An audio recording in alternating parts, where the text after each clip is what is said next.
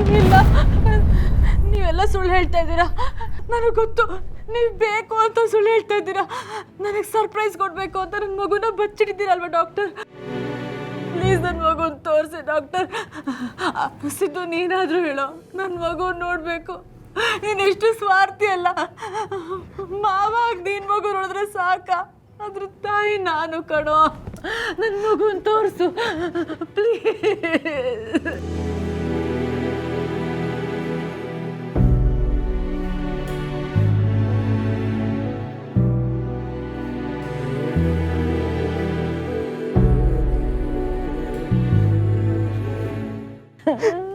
ಅಕ್ಕ, ಡಾಕ್ಟರ್ ಹೇಳ್ತಿರೋದು ನಿಜ ಕಣೆ.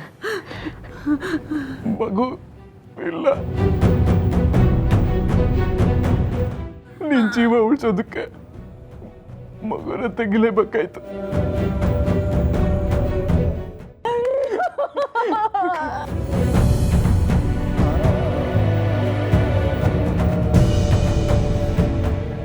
ಮಗು ಬೇಕು ನಂಗೆ.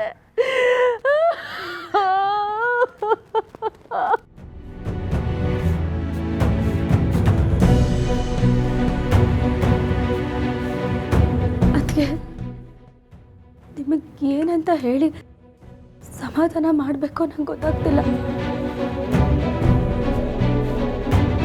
ಆದರೆ ದಯವಿಟ್ಟು ಸಮಾಧಾನ ಮಾಡ್ಕೊಳ್ಳಿ. ನೀವು ಈ ಥರ ಅಳ್ತಾ ಇದ್ರೆ ನಿಮ್ಮ ಆರೋಗ್ಯ ತುಂಬ ಕೆಡುತ್ತೆ.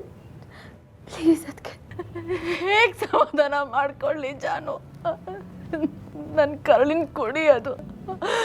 ಅದನ್ನೇ ಕಳ್ಕೊಂಡ್ಮೇಲೆ ನಾನು ಹೇಗೆ ಸಮಾಧಾನವಾಗಿರಲಿ?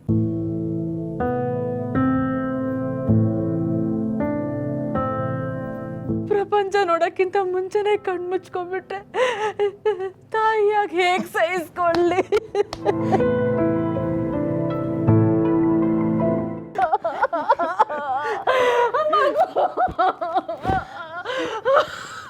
ಭಾವನಾ, ಪ್ಲೀಸ್ ಭಾವನಾ, ನನ್ನ ಮಗನ್ ಕೊಡು ಭಾವನಾ.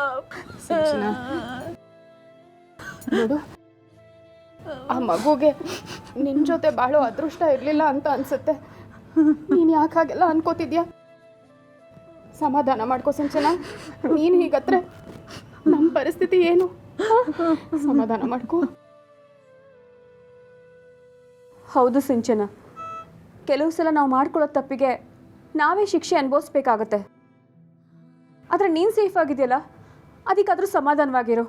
ಇಲ್ಲ ಇಲ್ಲ, ನಾನು ಯಾರ ಮಾತು ನಂಬಲ್ಲ. ಬಿಡಿ ನನ್ನ. ನನ್ನ ಮಗು ಬೇಕು, ನನ್ನ ಮಗು ನೋಡಬೇಕು.